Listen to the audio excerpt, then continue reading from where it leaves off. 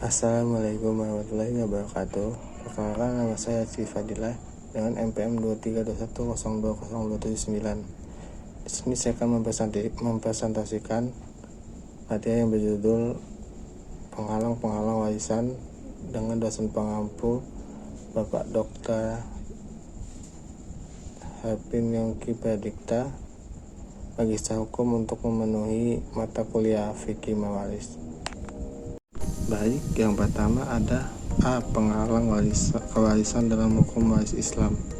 Dalam hukum waris Islam ada beberapa penghalang atau faktor yang dapat mempengaruhi atau menghambat proses pewarisan dan pembagian harta warisan. Ulama Hanafi yang menyebutkan ada 4 macam penghalang kewarisan yang mansur, yaitu perbudakan, pembunuhan, perbedaan agama, dan perbedaan negara.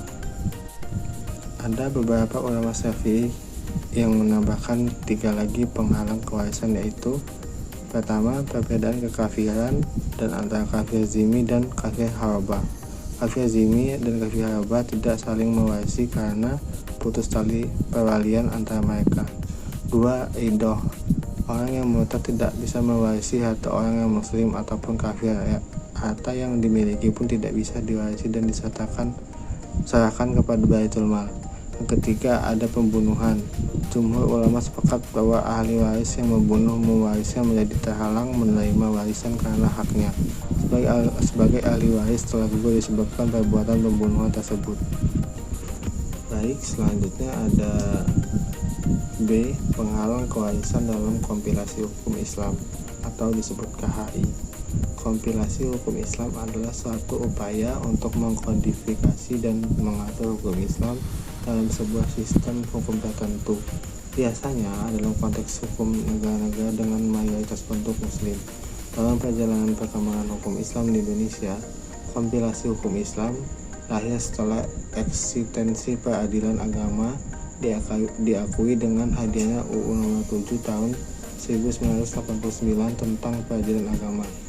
KHI adalah kitab himpunan atau rangkaian kitab fikih serta bahan-bahan lainnya yang merupakan hukum material dalam menyelesaikan masalah perkawinan, pewarisan, dan perwakafan. Dasar hukum pelaksanaan pembagian warisan menurut kompilasi hukum Islam, yaitu terdapat dalam pasal 171 sampai 193 KHI, antara lain.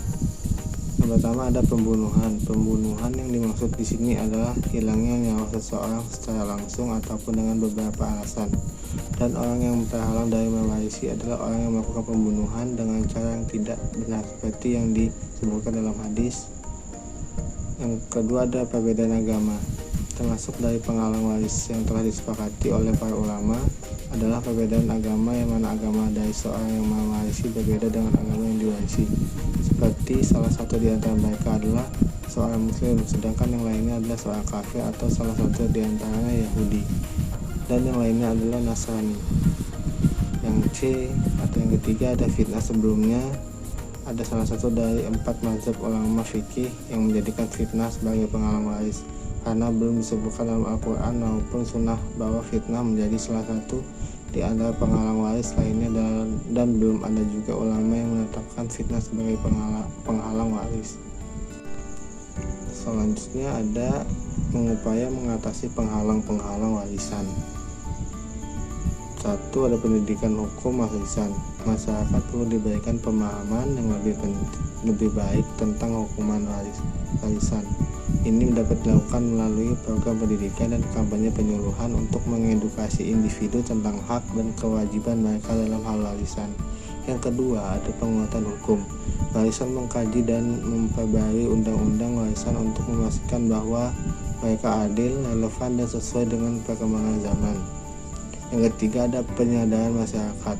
Kampanye penyuluhan untuk membangun kesadaran masyarakat tentang pentingnya warisan, hak hukum, dan perlindungan yang tersedia dalam hukum warisan. Selanjutnya, yang keempat, mengatasi penghalang-penghalang hukum warisan memerlukan kerjasama antara pemerintah, masyarakat sipil, organisasi non-pemerintah, dan sektor swasta.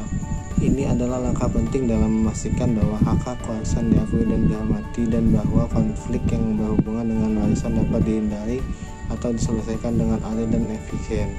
Yang kelima, ada perlindungan hukum.